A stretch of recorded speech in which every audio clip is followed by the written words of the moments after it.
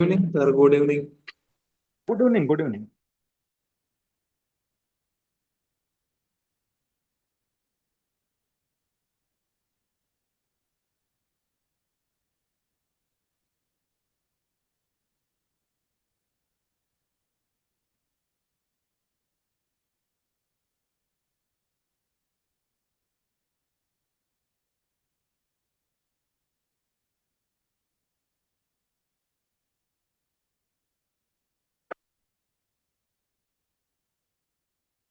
चला तर आपण आजच्या लेक्चरला सुरुवात करूया. नेहमीप्रमाणेच आपण आज जो कोर सब्जेक्ट आहे पुढचा त्या संदर्भात चर्चा करणार आहोत.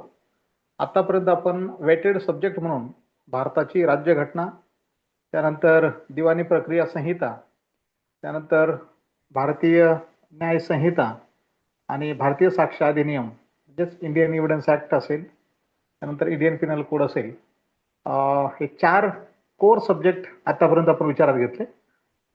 आणि याच धर्तीवरचा पुढचा कोर किंवा वेटेड सब्जेक्ट म्हणून ज्याच्या संदर्भात आपल्याला चर्चा करायची आहे तो क्रिमिनल प्रोसिजर कोड 1973चा.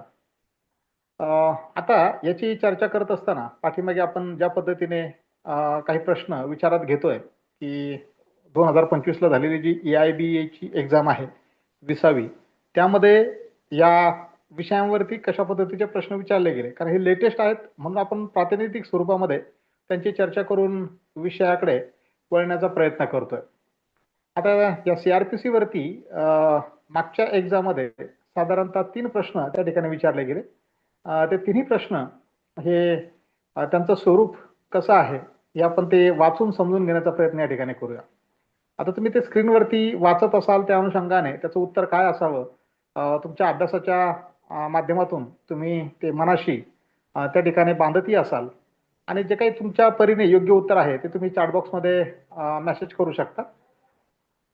आता आपण ते प्रश्न जे आहेत ते समजून घेण्याचा प्रयत्न करूया. यांची उत्तरं मी शेवटी दिलेली आहेत, त्या पाठीमागचं स्पष्टीकरण सुद्धा काय कशामुळे ते उत्तर योग्य आहे ते स्पष्टीकरण सुद्धा त्या ठिकाणी आपण बघणार आहोत. आता जो पहिला प्रश्न आहे, आता प्रश्नांचा क्रमांक मी आहे तसाच ठेवला. त्या प्रश्नपत्रिकेमध्ये प्रश्नांचा जो क्रमांक आहे तो क्रमांक मी त्या ठिकाणी या प्रश्नांना ठेवलेला आहे. तो आपल्या समजण्यासाठी की ह्या जुन्या क्वेश्चन पेपरमध्ये या नंबरचा हा प्रश्न होता, किंवा त्या सेटमध्ये जो काही सेट असेल त्या सेटमध्ये या नंबरचा हा प्रश्न होता. त्यामुळे इथे नंबर जे काही वेगवेगळ्या पद्धतीचे दिसतात त्यामुळे कन्फ्यूज होऊन जायचं काम नाहीये. आता बघा, पहिला प्रश्न आपल्याला जो विचारात घ्यायचा आहे तो विचारला गेला, ए juvenile age 14 years is brought before the court for an offense not punishable with death or imprisonment for life. आता हे वाक्य अगोदर समजून घ्यायचं, त्यानंतर दुसरं वाक्य त्याच्याशी तुम्हाला जोडायचं. मग काय म्हटलं गेलं या प्रश्नामध्ये की 14 वर्षाचा जो काही बाल गुन्हेगार आहे त्या बाल गुन्हेगाराला न्यायालयाच्या समोर जे आहे ते सादर केलेलं आहे. कशासाठी? की जो गुन्हा त्याने केलेला आहे त्या गुन्ह्याची शिक्षा not punishable with death or imprisonment for life. कारण या 14 वर्षाच्या मुलाने जो काही गुन्हा केलेला आहे त्या गुन्ह्यासाठीची शिक्षा ही मृत्यूदंड किंवा आजन्म कारावास अशा स्वरूपाची नाही, त्यापेक्षा कमी स्वरूपाच्या शिक्षेचा गुन्हा त्याने केलेला आहे आणि त्याला त्या कोर्टापुढे हजर केलेला आहे. अंडर विच प्रोव्हिजन्स, आता पुढे काय म्हटलं त्या प्रश्नामध्ये बघा, under which provisions of the code procedure 1973 will the case primarily fall. आता खाली तुम्हाला जे काही ऑप्शन दिलेत तर त्या ऑप्शन पैकी कोणत्या सेक्शनच्या अंतर्गत ती तरतूद येते हे आपल्याला या ठिकाणी बघायचं. शक्यतो आपले माईक जे आहे ते म्यूट ठेवत चला, त्यामुळे डिस्टर्बन्स होणार नाही. आता या ठिकाणी हे जे 4 ऑप्शन दिलेत आता तुम्ही तुमच्या परीने उत्तर देण्याचा प्रयत्न त्या ठिकाणी करताय.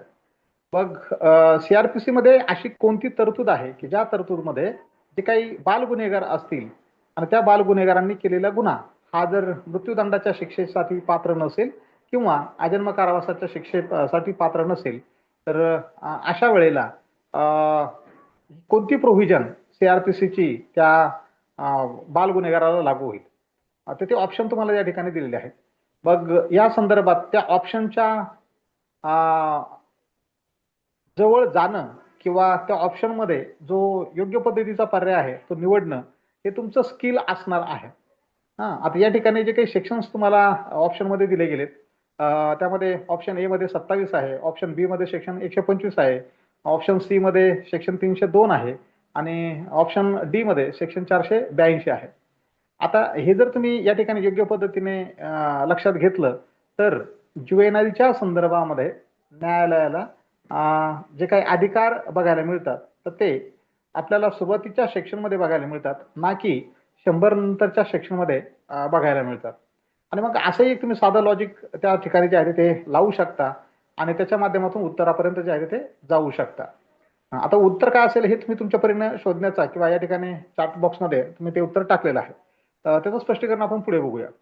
त्यानंतर दुसरा जो प्रश्न आहे की as per section 30 of code of criminal procedure 1973, if a magistrate sentenced a person to 2 years imprisonment and a fine, what is the maximum imprisonment he may impose in default of payment of the fine?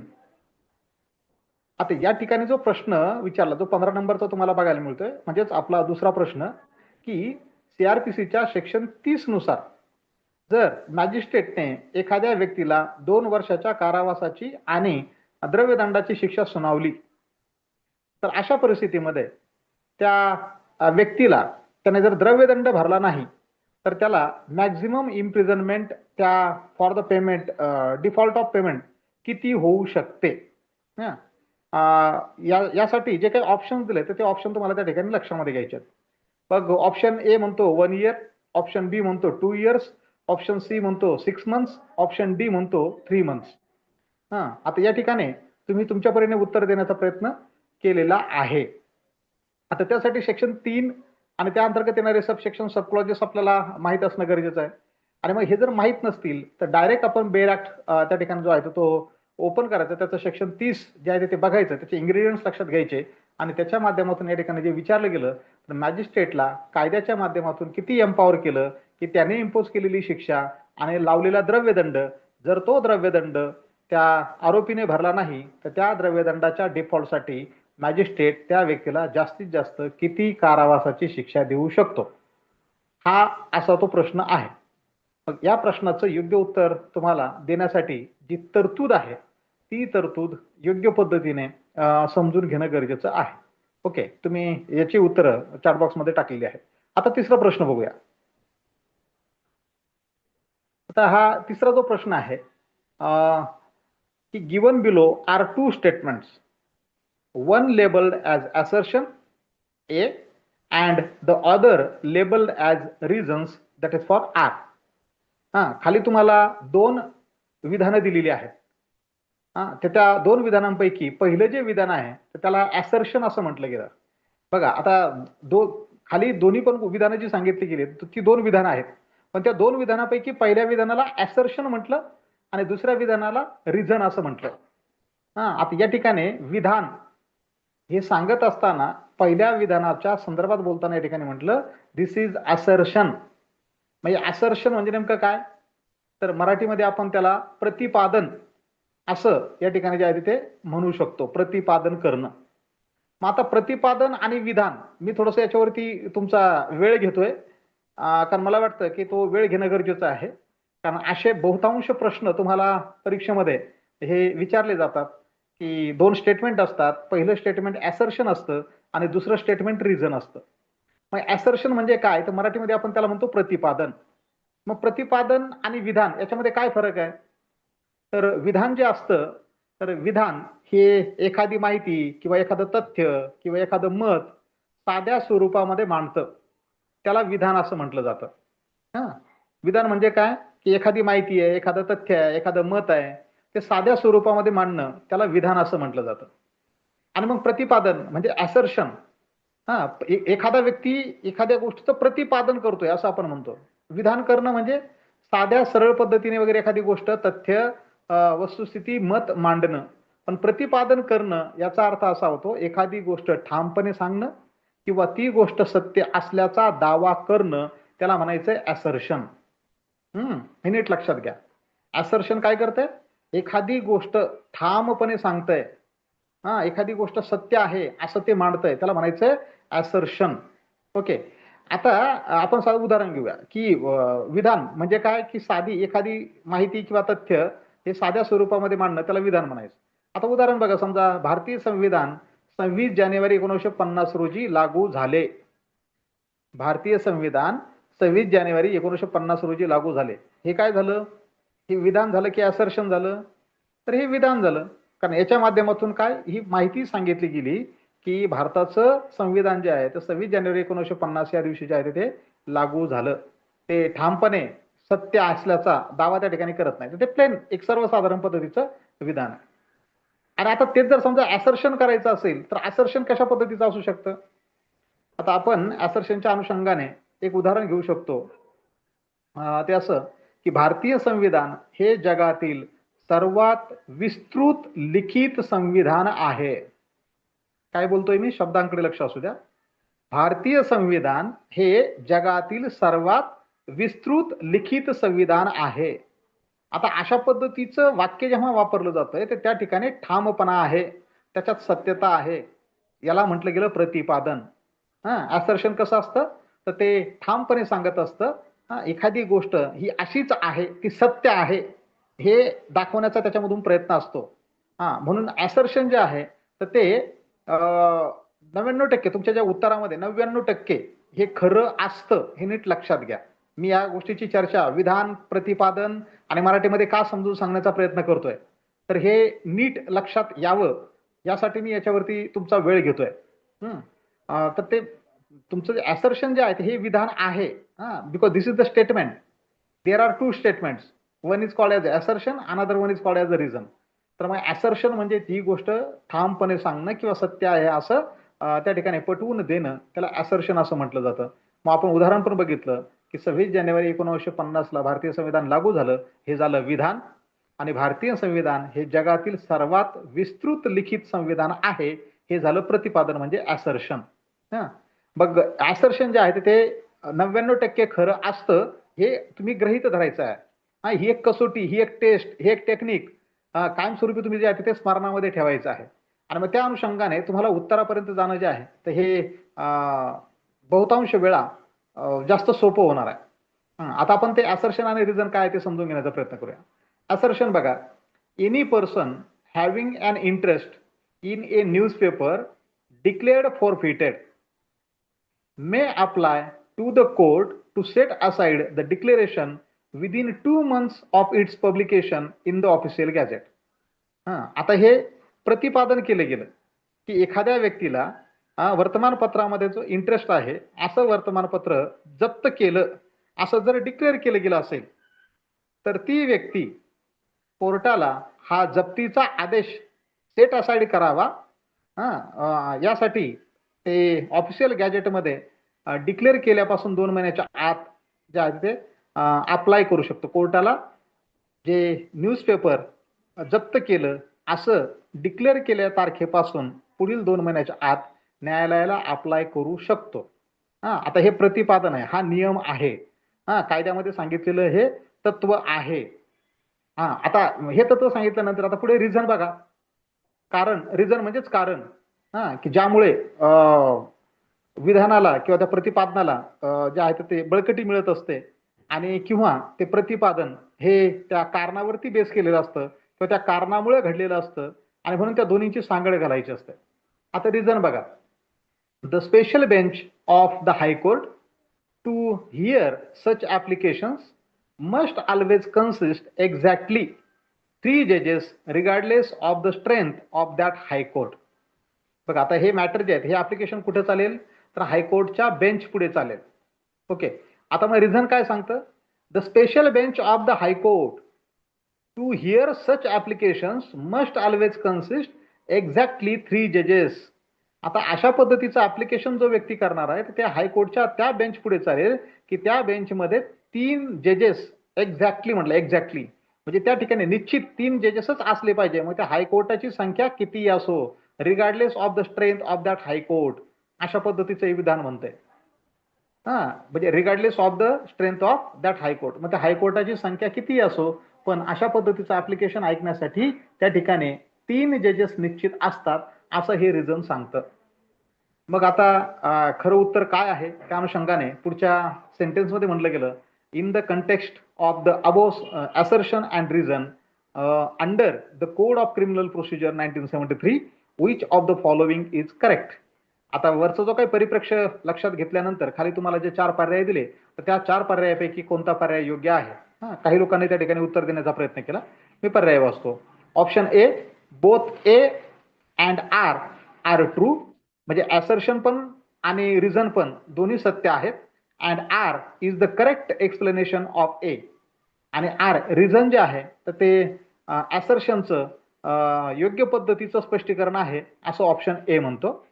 Option B, both A and R are true, म्हणजे assertion आणि reason दोन्ही सुद्धा सत्य आहेत, जे option A मध्ये सुद्धा पहिल्या भागामध्ये म्हटलं गेलं होतं.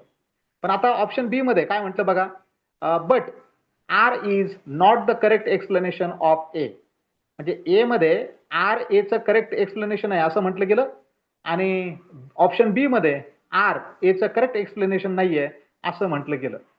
आता तिसरं ऑप्शन दिलं, A is true but R is false, A खरं आहे पण आर जे आहे ते चुकीचं आहे. आणि ऑप्शन डी दिलं, A is false but R is true.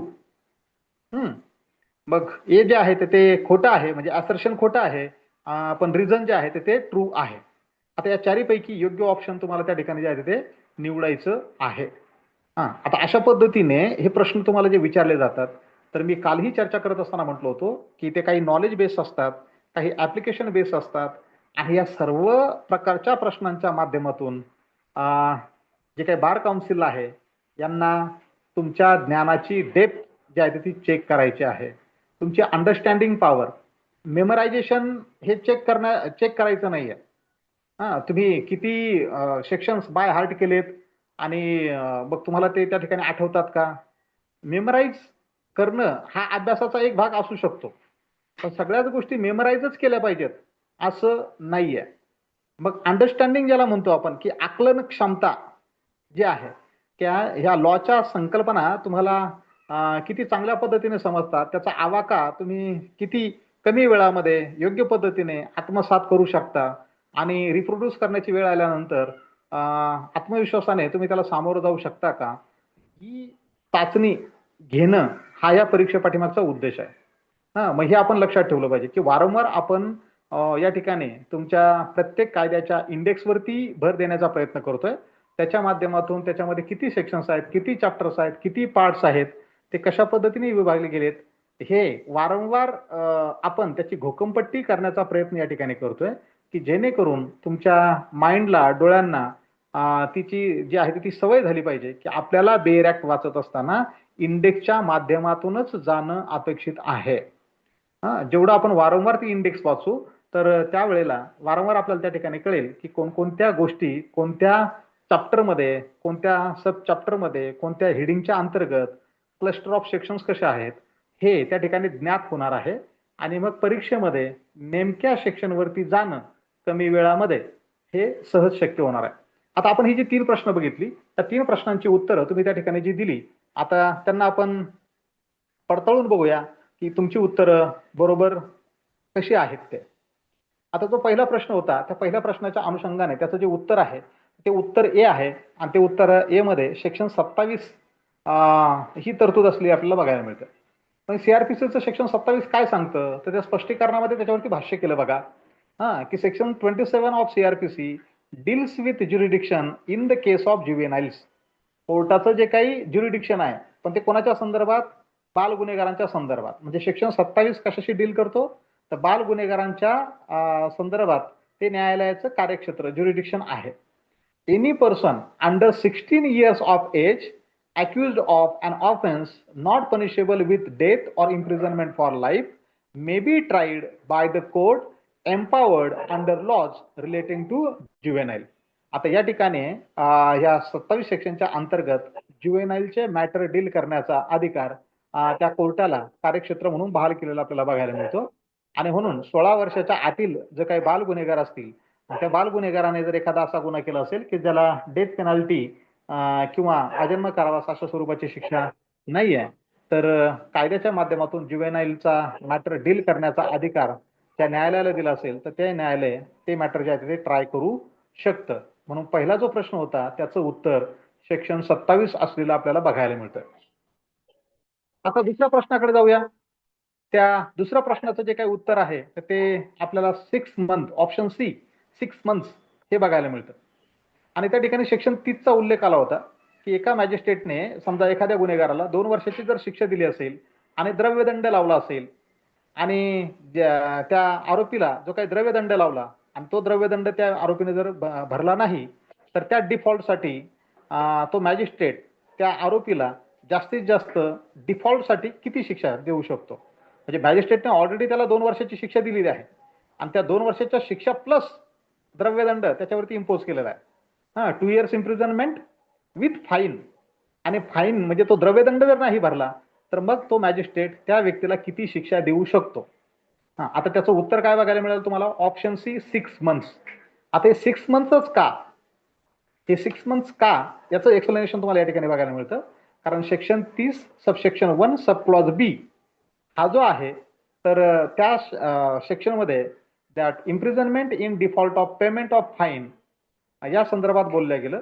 मग ज्या मॅजिस्ट्रेटने जी शिक्षा लादलेली आहे तर सेक्शन 30 सबसेक्शन 1 सब क्लॉज बी असं म्हणतो की त्या मॅजिस्ट्रेटने लावलेली जी काही शिक्षा असेल तर त्या शिक्षेच्या 1/4 पेक्षा जास्त शिक्षा for the default of payment साठी त्याला देता येणार नाही. काय म्हटलं, 1/4 कशाच्या 1/4, त्याने जी शिक्षा त्या आरोपीला लावलेली आहे त्या शिक्षेच्या 1/4 कशासाठी, तर डिफॉल्ट ऑफ पेमेंट. जर त्या व्यक्तीला त्याच्यावरती फाईन इम्पोज केला आणि तो ते फाईन जर समजा त्याने भरला नाही तर अशा वेळेला फाईन न भरण्यासाठी जी शिक्षा लावायची आहे तर ती शिक्षा किती असू शकते, तर सेक्शन 30च्या सबसेक्शन 1 सब क्लॉज बी मध्ये जे म्हटलं गेलं की अशी शिक्षा ही जी लावलेली शिक्षा आहे किंवा मॅजिस्ट्रेटला जेवढी शिक्षा देण्याचा अधिकार आहे त्या शिक्षा देण्याच्या अधिकाराच्या 1/4 1/4 भाग किंवा त्याने जी शिक्षा लावलेली आहे त्या शिक्षेचा 1/4 भाग त्यापेक्षा जास्त फॉर द डिफॉल्ट ऑफ पेमेंटसाठी शिक्षा लावता येणार नाही. मग आता याला 2 वर्षाची शिक्षा लावली होती आरोपीला, मग त्या 2 वर्षाचा 1/4 किती होईल, तर तो होईल 6 महिने. आणि मग हे 6 महिन्याचं जे काही ऑप्शन तुम्हाला त्या ठिकाणी देण्यात आलं होतं तर ते ऑप्शन सी मध्ये असलेलं बघायला मिळतं. म्हणून 2 वर्षाच्या शिक्षेचा 4था भाग हा 6 महिने, तर फॉर डिफॉल्ट ऑफ पेमेंट 6 महिन्यापेक्षा जास्त शिक्षा मॅजिस्ट्रेटला लाभता येणार नाही. ओके, आता तिसऱ्या प्रश्नाकडे जाऊया.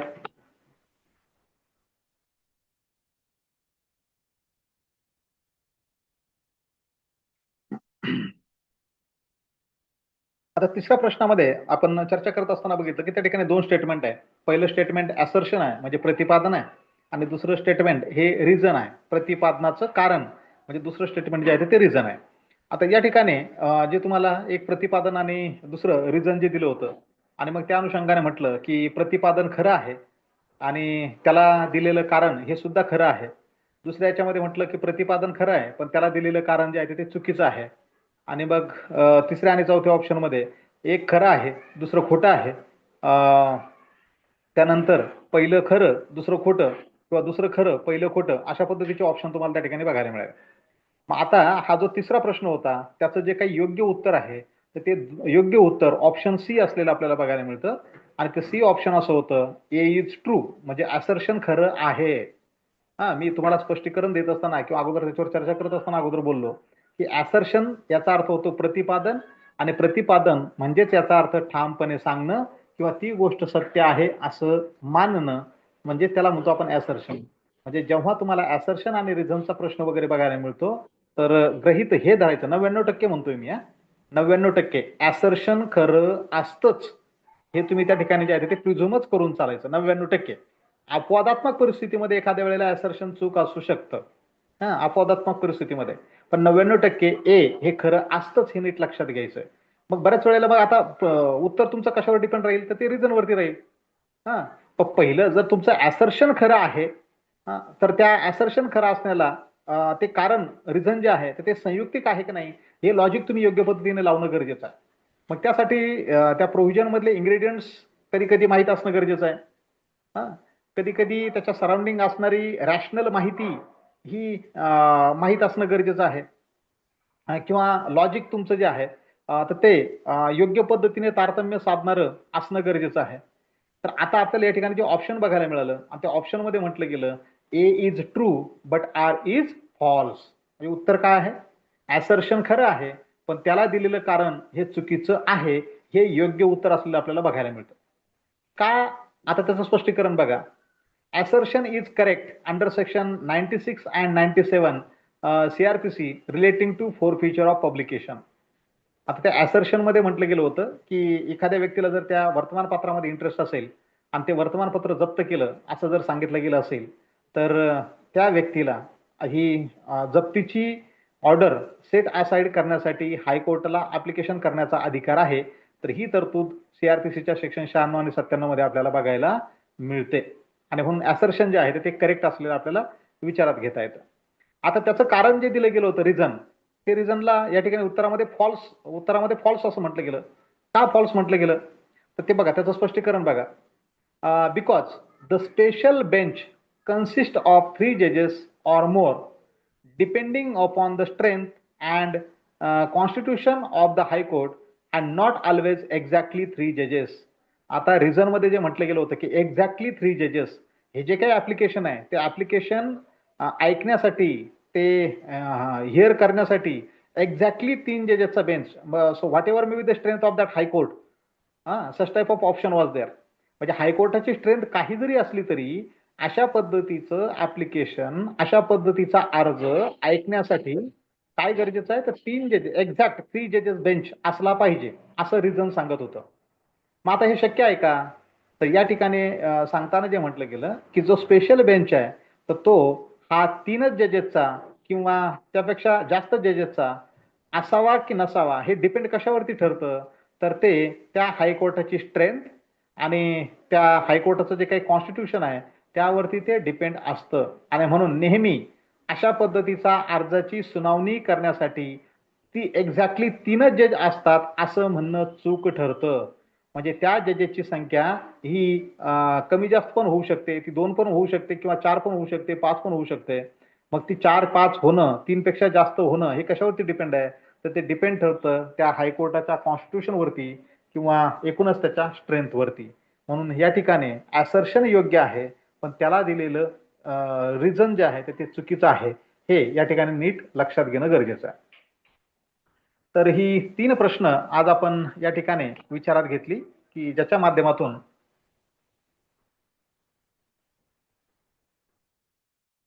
सीआरपीसी वरती कशा पद्धतीचे प्रश्न विचारले जातात त्याचा एक अंदाज आपल्याला जो आहे तो या ठिकाणी येऊ शकतो. आता आपण या विषयाकडे थोडासा एक बर्ड आय व्ह्यू नटशेल मध्ये याच्या तरतुदीवरती फोकस टाकण्याचा प्रयत्न करूयात. आता ज्या काही बेसिक गोष्टी आहेत, फीचर्स काय आहेत, तर या अगोदरचे 4 कायदे आपण बघितलेत, त्या अनुषंगाने हे फीचर सुद्धा सीआरपीसीचे तुम्हाला जे आहे ते ओळखीचे होऊन जातील. त्याकडे आपण जास्तीचा वेळ न घालता पुढे जाऊया. सीआरपीसीचं नेचर काय, हे नेचर समजून घेत असताना हा जो काही कोड आहे तर तो 2 भागात डिवाइड केलेला आपल्याला बघायला मिळतो. पहिला पार्ट सेक्शनचा आहे आणि हा पहिला पार्ट सेक्शनचा विचारात घेत असताना त्याच्यामध्ये एकूण 484 सेक्शन्स जे एकूण 37 चॅप्टर्स मध्ये विभागलेले आपल्याला बघायला मिळतात. किती चॅप्टर आहेत? 37 चॅप्टर्स आणि 484 सेक्शन्स. म्हणजे एक भाग तुमचा सीआरपीसी जो आहे तो 2 भागात डिवाइड केला गेला. एक भाग सेक्शनचा आणि दुसरा भाग शेड्यूलचा. जसं सीपीसी सुद्धा तुम्हाला 2 भागामध्ये बघायला मिळत होता. पहिला भाग सेक्शन मध्ये आणि दुसरा भाग ऑर्डर्स, अशा पद्धतीने. आता सीआरपीसी तुम्हाला 2 भागात बघायला मिळतो. एक पहिला भाग जो आहे तो सेक्शनचा आणि दुसरा भाग आहे शेड्यूलचा. तर पहिल्या भागामध्ये 484 सेक्शन्स, हे 484 सेक्शन्स 37 चॅप्टरच्या अंतर्गत विभागलेले आणि प्रामुख्याने ते भर कशावरती देतात तर त्याच्यामध्ये आपल्याला पॉवर्स ऑफ कोर्ट बघायला मिळतात. पोलीस यंत्रणा काय आहे, त्यांचे अधिकार कर्तव्य काय आहेत, इन्व्हेस्टिगेशन ही संकल्पना काय आहे, इन्व्हेस्टिगेशन केव्हा केम इन टू पिक्चर होते, एन्क्वायरी कशाला म्हणायचं, ट्रायल कशाला म्हणायचं, bail, appeal, revision, execution of sentence, अशा वेगवेगळ्या गोष्टींना विचारात घेऊन 484 सेक्शन 37 भागामध्ये विभाजित केलेले आपल्याला बघायला मिळतात. आणि दुसरा जो भाग आहे CRPCचा त्याला आपण शेड्यूल्स असं म्हणून विचारात घेतो. तर त्या ठिकाणी तुम्हाला 2 शेड्यूल बघायला मिळतात. त्यामध्ये पहिलं जे शेड्यूल आहे तर त्या पहिल्या शेड्यूलमध्ये आता त्याचा उल्लेख काही लोक स्केड्यूल असं करतात. शेड्यूलला काही लोक स्केड्यूल असं म्हणतात आणि मराठीमध्ये आपण त्याला म्हणायचं परिशिष्ट.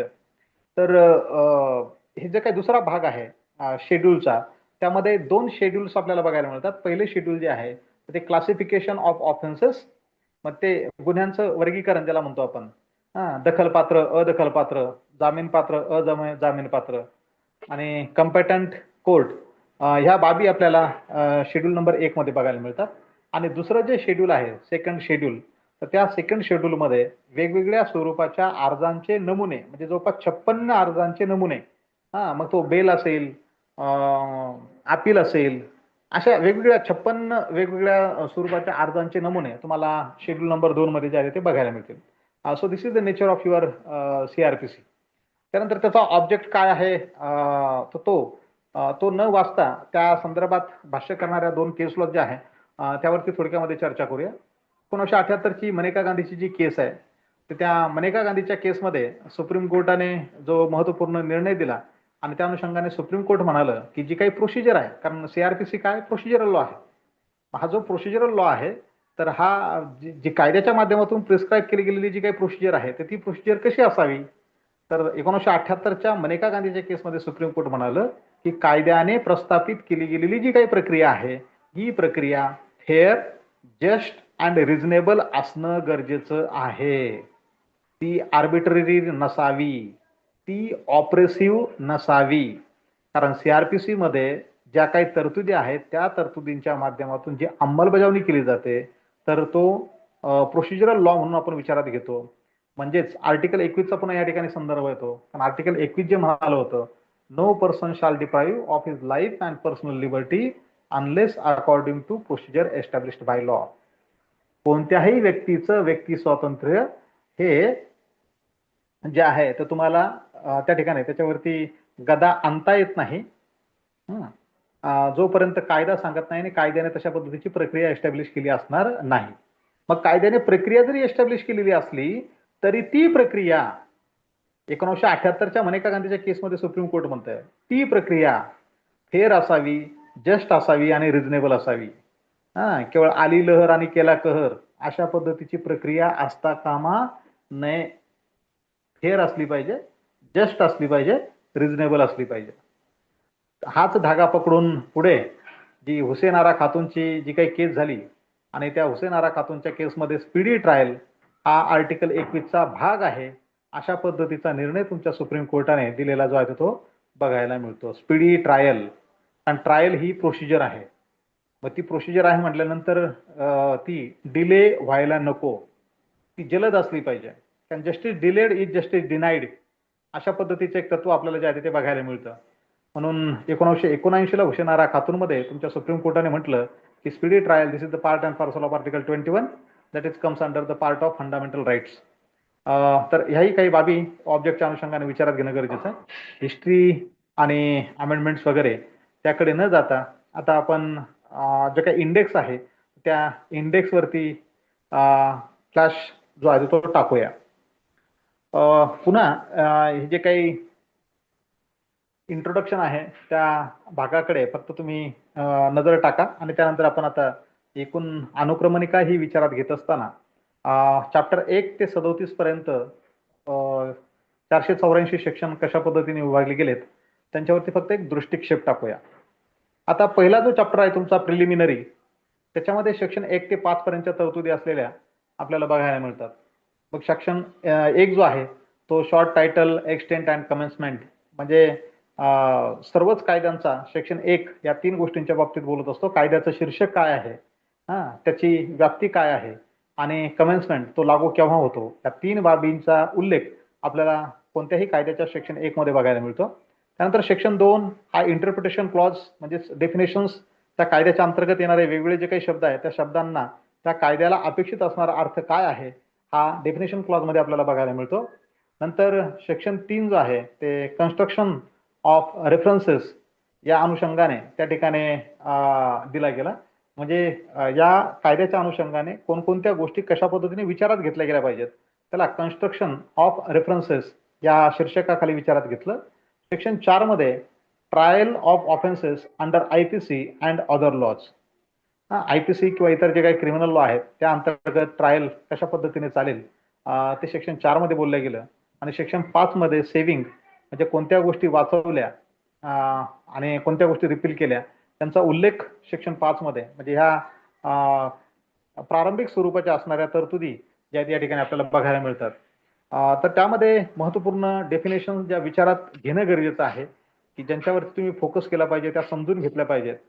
ज्याच्यामध्ये बेलेबल ऑफेन्स कशाला म्हणायचं, कॉग्निझेबल ऑफेन्स काय असतो, कंप्लेंट म्हणजे नेमकं काय. आता बऱ्याच वेळेला कंप्लेंट जे आहे तर या संदर्भात भ्रम असलेला आपल्याला बघायला मिळतो. जनरली आपण बोलताना सर्वच लोक म्हणतात की पोलीस स्टेशनला कंप्लेंट केली आणि मग FIR काय भानगड आहे, पोलीस स्टेशनला कंप्लेंट केली म्हणजे नेमकं काय. आणि CRPCच्या सेक्शन 200 मध्ये सांगितली गेलेली कंप्लेंट म्हणजे नेमकं काय. So complaint is always made to the magistrate under section 200 of CRPC. Complaint जी आहे ती नेहमीच मॅजिस्ट्रेट कडे केली जाते. पोलीस स्टेशनला जी दिली जाते ती असते माहिती, फर्स्ट इन्फॉर्मेशन रिपोर्ट.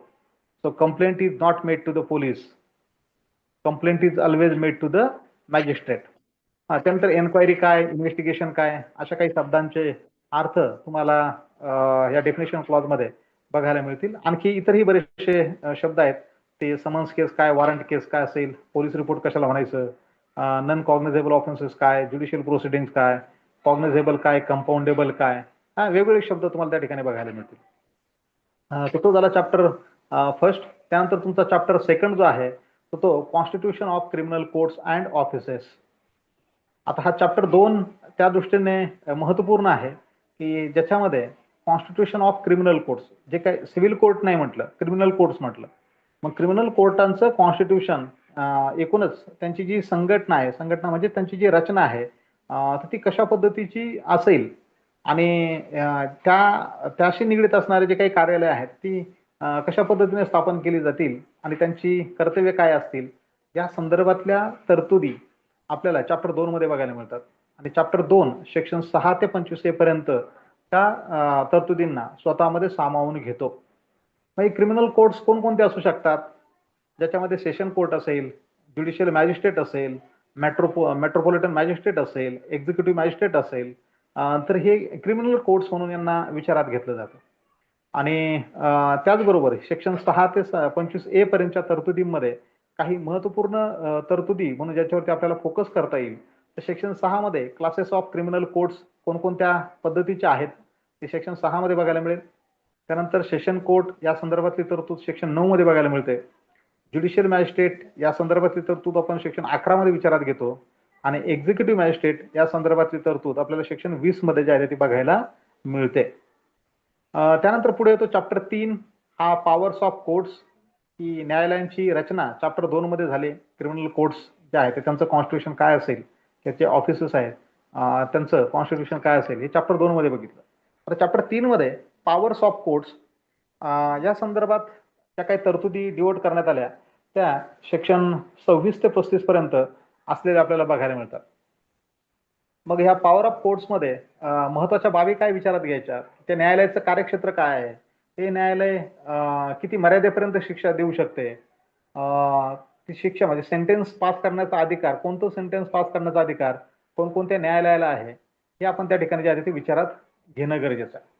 मग त्या संदर्भात तरतुदी बघत असताना सेक्शन 26 की कोर्ट कम्पेटंट टू ट्राय ऑफेन्सेस, कोणतं कोर्ट त्या गोष्टी हँडल करण्यामध्ये कम्पेटंट आहे त्या संदर्भातली तरतूद आपल्याला त्या सेक्शन 26 मध्ये जे आहे ती बघायला मिळते.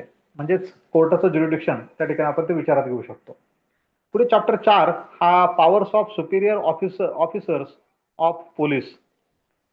पोलिसांमधले जे काही वरिष्ठ अधिकारी आहेत तर त्यांची अधिकारिता कशा पद्धतीची आहेत, त्यांना काय अधिकार आहेत, काय हक्क त्यांना त्या ठिकाणी देण्यात आले त्या संदर्भातली तरतूद सेक्शन 36 मध्ये जे आहे ते आपल्याला विचारात घेता येते.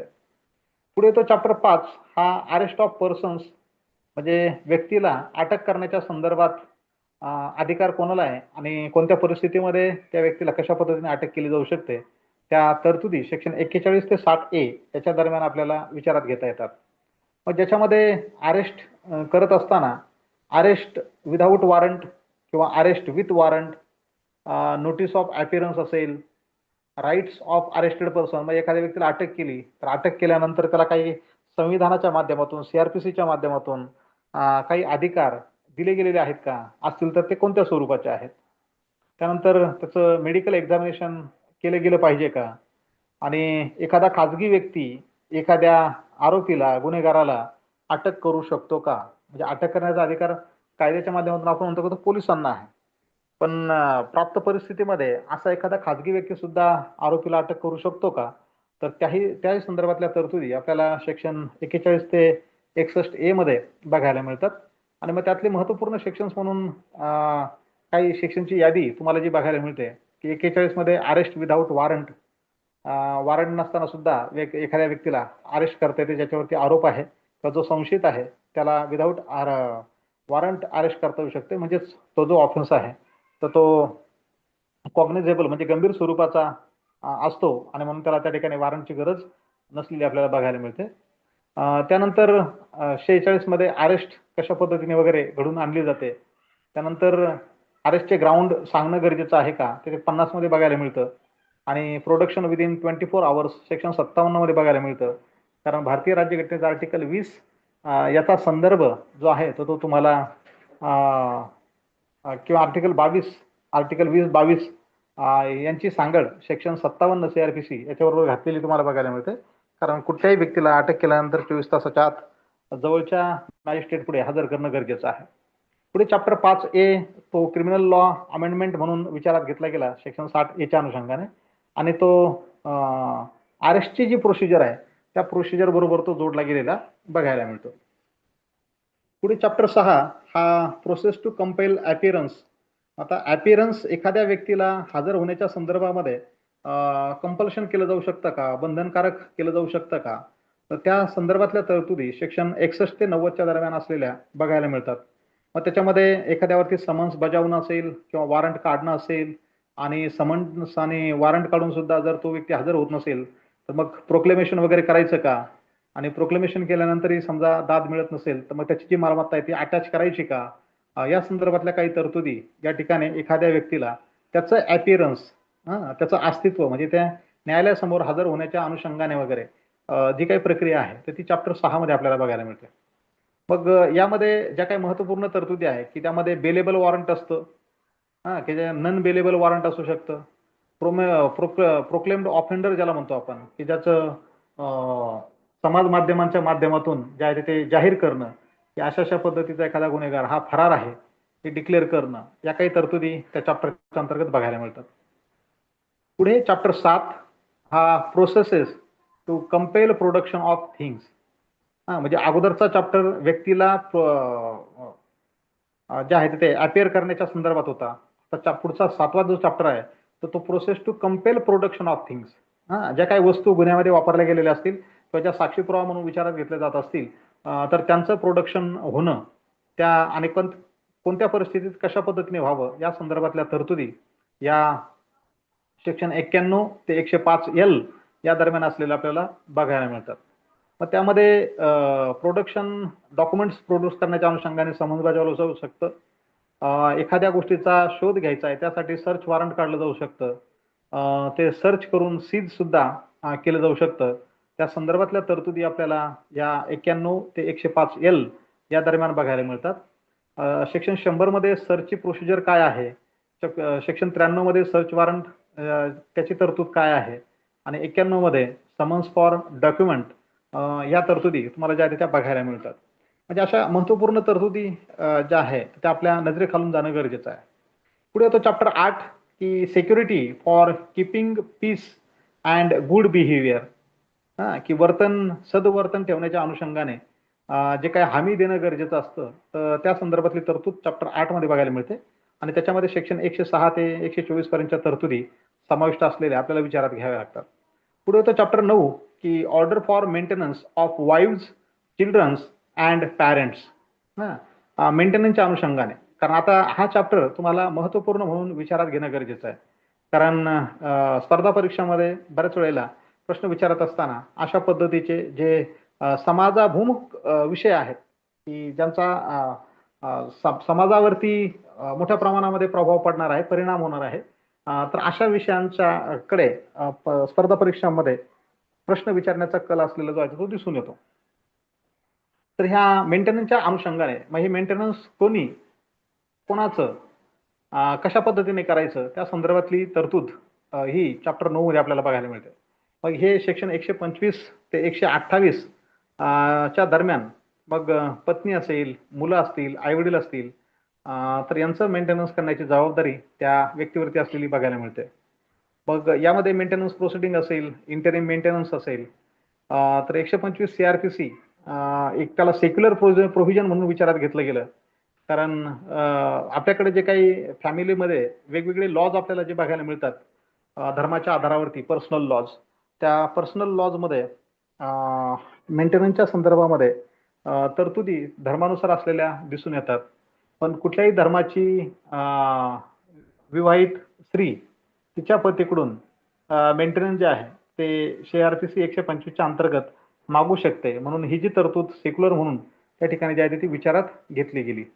Chapter 10 maintenance of public order and tranquillity, शांतता आणि सुव्यवस्थेच्या अनुषंगाने सेक्शन 129 ते 48 ह्या महत्वपूर्ण तरतुदी म्हणून विचारात घेतल्या गेल्या, ज्याच्यामध्ये अनलॉफुल असेंब्ली असेल, पब्लिक न्यूजन्स असेल, अर्जंट केसेस ऑफ न्यूजन्स असतील, तर त्या अर्जंट केसेस ऑफ न्यूजन्स म्हणजे तुम्ही बऱ्याच वेळेला हे ऐकलं असेल 144 लावलं. 144 लावलं म्हणजे कोणतं लावलं, तर CRPCचं सेक्शन 144 हे अर्जंट केसेस ऑफ न्यूजन्स. जेव्हा अशा पद्धतीने न्यूजन्स हा सार्वजनिक उपद्रव उद्भवण्याचे चान्सेस आहेत आणि आपण मग त्यावेळेला म्हणतो की बाबा कर्फ्यू लावला, तर मग हा कर्फ्यू लावल्यानंतर किती लोकांनी एकत्र यायचं नाही, की त्या संख्या कितीच्या खाली असावी, हे जे तुम्ही ऐकता वाचता त्या संदर्भातलं असणारं हे महत्वपूर्ण सेक्शन 144 की ते अर्जंट केसेस ऑफ न्यूजन्स त्या अनुषंगाने जे आहे ते विचारात घेतलं जातं. पुढे chapter 11 preventive action of police, प्रतिबंधात्मक उपाययोजना करण्याचा पोलिसांना जो अधिकार आहे तर त्या संदर्भातल्या तरतुदी सेक्शन 149 ते 153च्या दरम्यान बघायला मिळतात. पुढचा चॅप्टर 12 हा information to police and their powers to investigate.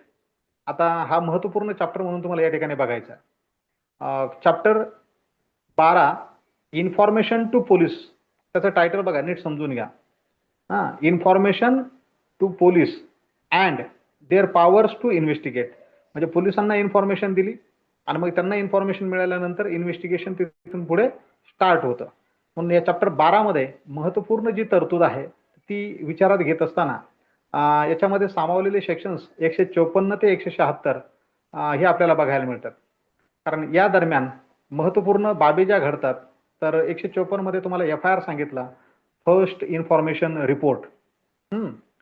बघ आता अगोदर आपण चर्चा करत असताना बघितलं की FIR is always made to the police and complaint is always made to the magistrate. So FIR 154 अंतर्गत, कंप्लेंट 200 अंतर्गत असलेली आपल्याला बघायला मिळतं. FIR झाल्यानंतर इन्व्हेस्टिगेशन जे तुमचं स्टार्ट होतं, मग 156 यामध्ये पोलिसांना ती पॉवर देण्यात आलेली आहे की तपास कामाला सुरुवात करणं. 161 मध्ये एक्झामिनेशन ऑफ विटनेसेस, गुन्ह्याच्या अनुषंगाने जे काही साक्षीदार असतील. 164 कन्फेशन अँड स्टेटमेंट्स, की 164चं स्टेटमेंट घ्या असं जे जनरली म्हटलं जातं, त्या अनुषंगाने हे कन्फेशन आणि स्टेटमेंट बघायला मिळतं. आणि 167 जे आहे ते procedure when investigation can not be completed in 24 hours, म्हणजेच ज्याला आपण रिमांड म्हणतो, त्या रिमांडच्या अनुषंगाने सेक्शन 167 जेव्हा 24 तासाच्या आत इन्व्हेस्टिगेशन पूर्ण होत नाही, मग त्यावेळेला काय केलं गेलं पाहिजे त्याची प्रक्रिया जी सांगितली गेली ती 167 मध्ये. आणि मग 124 तासात जर इन्व्हेस्टिगेशन कम्प्लीट झालं नाही म्हणजे मग पोलीस रिमांड जे आहे PCR किंवा MCR हे आपल्याला त्या ठिकाणी जे आहे ते बघायला मिळतं. नंतर इन्क्वेस्ट जे आहे ते पोलीस इन्क्वेस्ट 174 मध्ये त्या संदर्भातली तरतूद विचारात घेता येते. तर अशा पद्धतीच्या ज्या इम्पॉर्टंट तरतुदी आहेत, मग तो 0 FIR असेल, ही बाब तुम्हाला त्या ठिकाणी विचारात घेणं गरजेचं आहे. पुढे तो चॅप्टर 13, तो ज्युरिडिक्शन ऑफ क्रिमिनल कोर्ट्स, की फौजदारी न्यायालयांचं कार्यक्षेत्र काय आहे, हे चॅप्टर 13 मध्ये बघायला मिळतं. सेक्शन 177 ते 189 या दरम्यान त्या तरतुदी आपल्याला विचारात घेता येतात. पुढे chapter 14, conditions requisite for initiation of proceedings. आता प्रोसिडिंग सुरू करण्याच्या अनुषंगाने किंवा ते प्रोसिडिंग इनिशिएट करण्याच्या अनुषंगाने कोणत्या रिक्वायरमेंट किंवा कोणकोणत्या अटी पूर्ण होणं गरजेचं आहे, त्या संदर्भातली तरतूद सेक्शन 190 ते 199 या दरम्यान आपल्याला बघायला मिळते, की त्याची दखल मॅजिस्ट्रेटने घ्यावी ते 190 मध्ये सांगितलं गेलं. आणि 197 मध्ये सँक्शन फॉर प्रॉसिक्युशन, की त्या व्यक्तीला जर समजा प्रॉसिक्युशन त्याचं करायचं असेल, तर त्या संदर्भातली तरतूद ते सँक्शन करणं सेक्शन 197 मध्ये आपल्याला विचारात घेता येत आहे. पुढे चॅप्टर 15, त्यामध्ये कंप्लेंट्स टू मॅजिस्ट्रेट, ही सेक्शन 200 ते 203 या दरम्यान आपल्याला बघायला मिळते. म्हणजे जसं आपण आता FIR आणि कंप्लेंट यामध्ये एक मूलभूत फरक आहे ज्याची चर्चा केली, तर चॅप्टर 15 हा कंप्लेंट्स टू मॅजिस्ट्रेट या शीर्षकाने सुरू होताना आपल्याला बघायला मिळतं. आणि त्याच्यामध्ये मग सेक्शन 200 ते 203 या तरतुदी असलेल्या विचारात घेता येतात. 200च्या अंतर्गत कंप्लेंट नेहमी मॅजिस्ट्रेटकडे केली जाते. पुढे चॅप्टर 16 हा commencement of proceedings before magistrate. तर मॅजिस्ट्रेट पुढे हे जे काही प्रोसिडिंग आहे त्याचं कमेन्समेंट कशा पद्धतीने चालतं किंवा चाललं पाहिजे किंवा त्याच्या रिक्वायरमेंट्स काय आहेत, या संदर्भातल्या तरतुदी 204 ते 210 या दरम्यान आपल्याला बघायला मिळतात.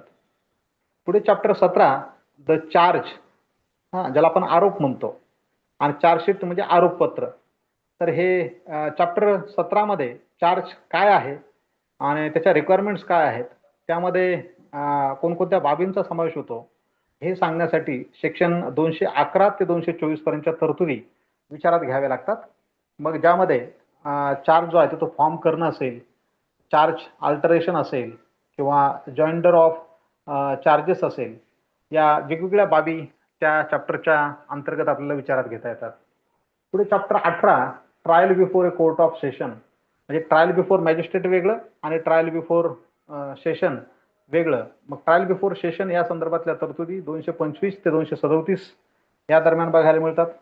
पुढे चॅप्टर 19 जो आहे तो trial of warrant cases by magistrate. Warrant cases मॅजिस्ट्रेटकडे कशा पद्धतीने चालतात, त्या सेक्शन 238 ते 250 पर्यंत आपल्याला विचारात घेता येतात. Chapter 20, trial of summons cases by magistrate. मग समन्स केस ज्या आहेत त्या कमी गंभीर स्वरूपाच्या आणि वॉरंट केस म्हणजे थोड्या गंभीर स्वरूपाच्या, असा एक सर्वसाधारण आपण त्यामध्ये फरक करू शकतो. हा फरक विचारात घेत असताना ज्याच्यामध्ये 2 वर्षाच्या आत शिक्षा असते त्याला सर्वसाधारणतः समन्स केस असं म्हटलं जातं, आणि ज्याच्यामध्ये 2 वर्षापेक्षा जास्त शिक्षा असते त्याला वॉरंट केस असं म्हटलं जातं. मग चॅप्टर 20 म्हणतो की trial of summons cases by magistrate 251 ते 259. पुढे चॅप्टर 21, समरी ट्रायल्स, त्या सेक्शन 260 ते 265च्या दरम्यान विचारात घेता येतात. आणि नंतर क्रिमिनल लॉला जी अमेंडमेंट केली गेली आणि त्याच्या माध्यमातून चॅप्टर 21A अस्तित्वात आला. आता चॅप्टर 21 कॅपिटल A, आता आपण या संदर्भात सुरुवातीच्या दुसऱ्या किंवा तिसऱ्या लेक्चरमध्ये चर्चा करत असताना बघितलं होतं की अमेंडमेंट बेस क्वेश्चन्स कशा पद्धतीने सोडवायचे. जेव्हा एखाद्या सेक्शनला अशा पद्धतीचं कॅपिटल A हे जोडलं गेलेलं असतं, तर ते आपण निश्चित समजून घ्यायचं की सुरुवातीला जेव्हा कायदा अस्तित्वात आला त्यावेळेला ते त्या ठिकाणी नव्हतं. काळाच्या ओघामध्ये दुरुस्ती करत असताना तशा पद्धतीचं त्याला जोडलं गेलेलं हे आपल्याला विचारात घेता येतं. तर प्ली बार्गेनिंग हा अत्यंत महत्वाचा अलीकडच्या काळामध्ये एक जोडला गेलेला भाग म्हणून आपल्याला विचारात घेता येईल. मग सेक्शन 265A ते 265L पर्यंत प्ली बार्गेनिंग नावाची संकल्पना ती एक स्पेशल चॅप्टर म्हणून या ठिकाणी विचारात घेतली. पुढे चॅप्टर 22 हा अटेंडन्स ऑफ पर्सन्स कन्फाइंड 266 ते 271 पर्यंतच्या तरतुदी सामावून घेतो. Chapter 23 evidence in enquiries and trials यावरती भाष्य करत असताना सेक्शन 272 ते 299 पर्यंतच्या तरतुदी ज्या आहेत त्या विचारात घेतो. ज्याच्यामध्ये इव्हिडन्स रेकॉर्डिंग असेल, कोर्टाची भाषा असेल, ते होस्टाईल विटनेसेस असेल, प्रिव्हियस इव्हिडन्स असेल, या काही महत्त्वपूर्ण बाबी त्या ठिकाणी विचारात घेतल्या जातात. पुढे तो चॅप्टर 24 की general provisions as to enquiries and trials, ज्याच्यामध्ये सेक्शन 300 ते 327 पर्यंतच्या तरतुदी, मग डबल जिओपार्डीचं तत्व असेल, ॲपिअरन्स बाय पब्लिक प्रॉसिक्युटर असेल, एक्झामिनेशन ऑफ अक्युज्ड असेल, कंपाऊंडिंग ऑफ ऑफेन्सेस असेल किंवा विड्रॉल फ्रॉम प्रॉसिक्युशन, त्या संदर्भातल्या तरतुदी 300 ते 321 पर्यंतच्या असलेल्या आपल्याला विचारात घेता येतात. पुढे chapter 25 provisions as to the accused persons of unsound mind, त्या संदर्भातल्या तरतुदी 328 ते 339 या दरम्यान आपल्याला बघता येतात. पुढे chapter 26 provisions as to offences affecting administration of justice 340 ते 352. त्यानंतर चॅप्टर 27 मध्ये जजमेंट ते 353 ते 365च्या दरम्यान आपल्याला विचारात घेता येतात. आणि म्हणून त्यामध्ये जजमेंट प्रोनाऊन्स करणं किंवा त्या जजमेंटचे कंटेंट्स काय असावेत, तर ह्या महत्त्वपूर्ण तरतुदी या 353 ते 365च्या दरम्यान जजमेंट या चॅप्टरच्या अंतर्गत ज्या आहेत त्या आपण विचारात घेऊ शकतो. पुढे चॅप्टर 28 जो आहे तो submission of death sentences for confirmation. आता डेथ सेंटेन्सचं कन्फर्मेशन कोण करू शकतं, कशा पद्धतीने करू शकतं, हे चॅप्टर 28 मध्ये आपल्याला बघायला मिळतं. त्या संदर्भातल्या तरतुदी 366 ते 371 पर्यंत असलेल्या आपल्याला बघायला मिळतात. Your session court has also power to award death penalty but subject to confirmation by high court. High court आणि सुप्रीम कोर्ट कोणतंही सेंटेन्स पास करू शकतं, पण तुमचं डिस्ट्रिक्ट अँड सेशन कोर्ट जे आहे तर त्याला डेथ पेनल्टी देण्याचा अधिकार आहे, पण त्या डेथ पेनल्टीला कन्फर्मेशन हायकोर्टाकडून घ्यावी लागते. तर ते त्या अनुषंगाने submission of death sentences for confirmation त्या संदर्भातली तरतूद चॅप्टर 28 मध्ये विचारात घेता येते. पुढे चॅप्टर 29 अपीलच्या संदर्भात बोलतो. मग ही अपील जे आहे ती कशाच्या विरोधात करता येऊ शकते, कन्व्हिक्शनच्या विरोधात करता येऊ शकते का, ॲक्विटलच्या विरोधात जाऊ शकते का, विक्टिम अपील करू शकतो का, तर या संदर्भातल्या तरतुदी 372 ते 394 या अंतर्गत आपल्याला बघायला मिळतील. आणि त्या दृष्टीने महत्त्वपूर्ण सेक्शन म्हणून जर आपल्याला फोकस करता येईल तर तो 372 मध्ये विक्टिम अपील, त्या हा म्हणजे 372 ला प्रोव्हिजो देण्यात आला आणि त्या प्रोव्हिजोच्या माध्यमातून विक्टिम अपील प्रोव्हाइड केली. आणि 372 मध्ये जोपर्यंत अपीलचा अधिकार स्टॅट्यूटमध्ये प्रोव्हाइड केला गेलेला नसतो तोपर्यंत अपील करता येत नाही. अपील करण्यासाठी कायद्यात तरतूद असावी. पुढे चॅप्टर 30 रेफरन्स अँड रिव्हिजन, त्या सेक्शन 395 ते 405 या दरम्यान असलेल्या बघायला मिळतात. रिव्हिजनल पॉवर जे आहे तर ते डिस्क्रिशनरी पॉवर आणि सुपरवायझरी पॉवर म्हणून विचारात घेतली जाते. आणि हायकोर्ट रेफरन्सेस म्हणजे काही मॅटर हायकोर्टाकडे रेफरन्ससाठी जे आहे ते पाठवले जातात, तर त्या संदर्भातली तरतूद चॅप्टर 30 मध्ये विचारात घेता येते. Chapter 31 transfer of criminal cases section 406 ते 412च्या दरम्यान बघता येते. पुढे चॅप्टर 32 जो आहे तर तो execution, suspension, remission and commutation of sentences, म्हणजे शिक्षा जी आहे तर त्या शिक्षेची अंमलबजावणी करणं, ती स्थगित करणं, शिक्षा कमी करणं किंवा शिक्षेचं रूपांतर जे आहे दुसऱ्या शिक्षेमध्ये करणं, ही तरतूद तुम्हाला चॅप्टर 32 मध्ये बघायला मिळते. आणि त्यामध्ये सेक्शन 413 ते 435 यांचा समावेश असलेला हा आपल्याला विचारात घेता येतो. पुढे चॅप्टर 33 जो आहे तर तो provisions as to bail and bonds, महत्त्वपूर्ण चॅप्टर म्हणून तुम्हाला त्या ठिकाणी तो विचारात घ्यायचा आहे, बेल्स अँड बॉन्ड्स. तर यामध्ये सेक्शन 436 ते 450 पर्यंतच्या तरतुदी तुम्हाला विचारात घ्याव्या लागतात. मग त्यामध्ये तुम्हाला बेलचे जे काही प्रकार आहेत तर ती रेग्युलर बेल, अँटिसिपेटरी बेल किंवा इंटरिम बेल अशा पद्धतीचे बेलचे काही प्रकार या अंतर्गत विचारात घेता येतात. तर सेक्शन 436 मध्ये बेल इन बेलेबल ऑफेन्सेस बघायला मिळते. 437 मध्ये bail in non bailable offences bailable काय, नन बेलेबल काय, हे आता तुम्ही बऱ्यापैकी जाणतात. तर सेक्शन्स हे त्या ठिकाणी आपल्याला माहीत असणं गरजेचं आहे. आणि अँटिसिपेटरी बेल या संदर्भातली तरतूद 438 या सेक्शनच्या मध्ये आपल्याला बघायला मिळते. 439 special powers of high court and session court या संदर्भात बोलताना आपल्याला बघायला मिळतं. पुढे चॅप्टर 34 जो आहे डिस्पोजल ऑफ प्रॉपर्टी या अनुषंगाने सेक्शन 451 ते 459 या दरम्यानच्या तरतुदी विचारात घ्याव्या लागतात. त्यानंतर येतो पुढे तुमचा चॅप्टर 35 इरेग्युलर प्रोसिडिंग्ज, ज्याच्यामध्ये 460 ते 466 पर्यंतच्या तरतुदी ह्या इरेग्युलर प्रोसिडिंग म्हणून त्या ठिकाणी मांडलेल्या बघायला मिळतात.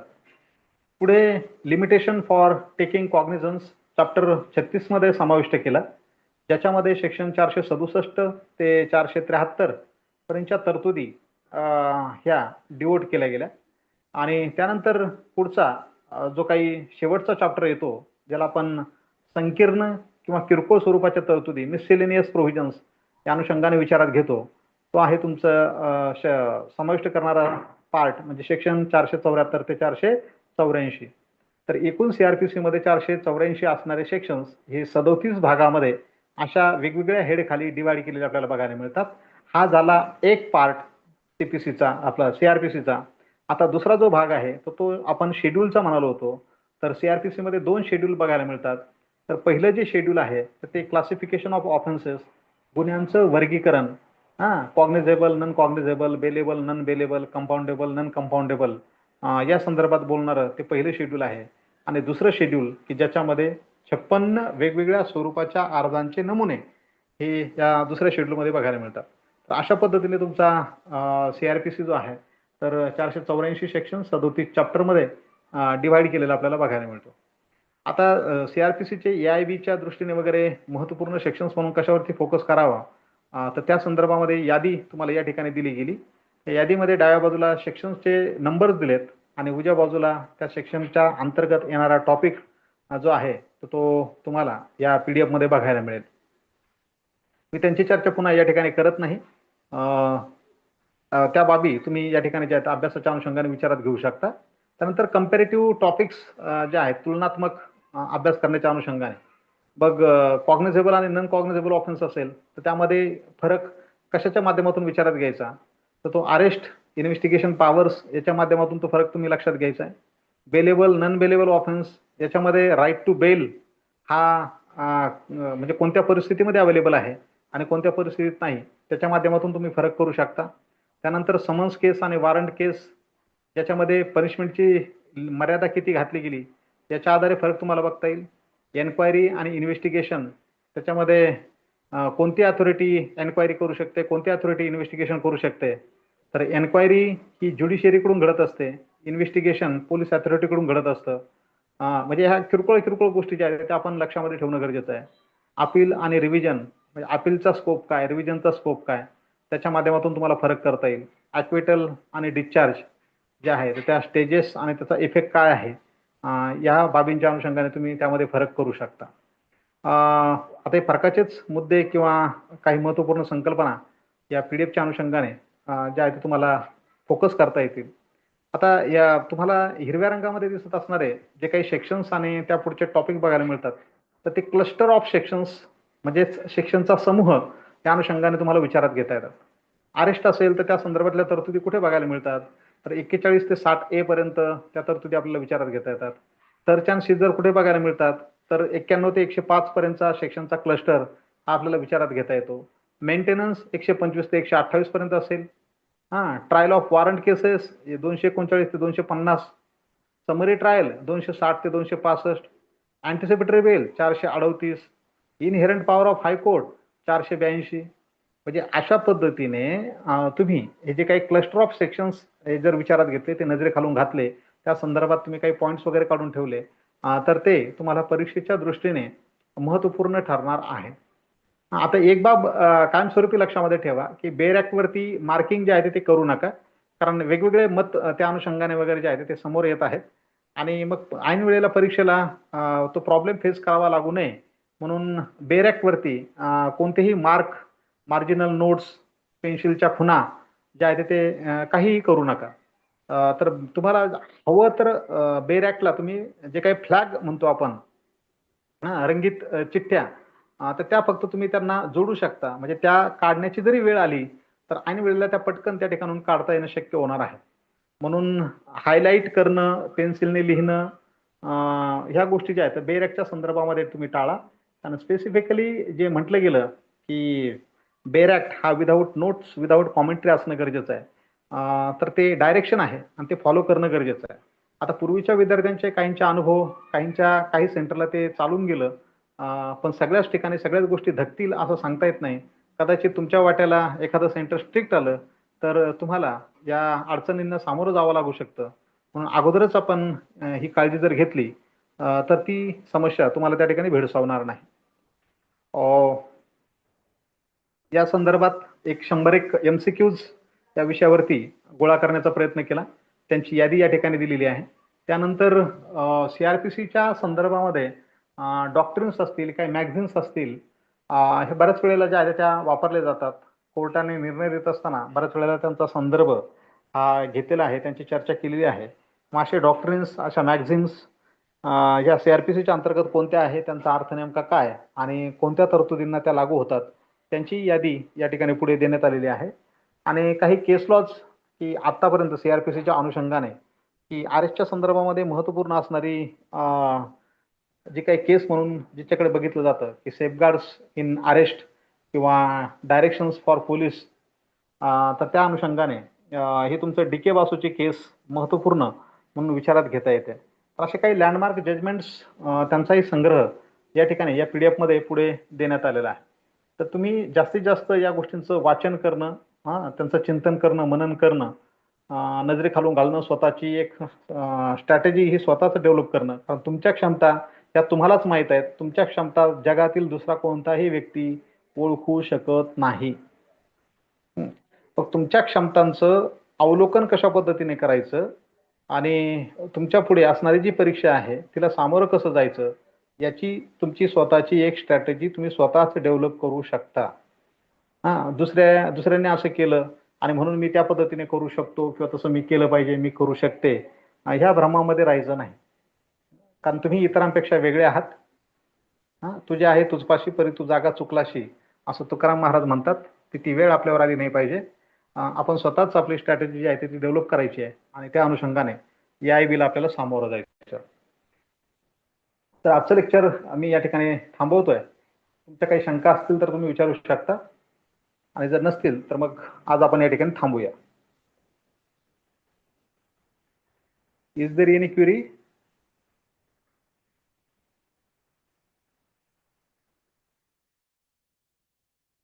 ऐकताय का सगळे की मी एकटाच बोलतोय? नाही सर. Okay okay. याचा अर्थ दोनच अर्थ होतात. एक तर मी जे काही बोललो ते तुम्हाला सगळं कळलं आणि दुसरा अर्थ होतो काहीच नाही कळलं. Thank you sir. ओके, ठीक आहे. Thank you sir. चला सर. Okay, good night. भेटूया उद्या पुन्हा. थँक्यू. ओके.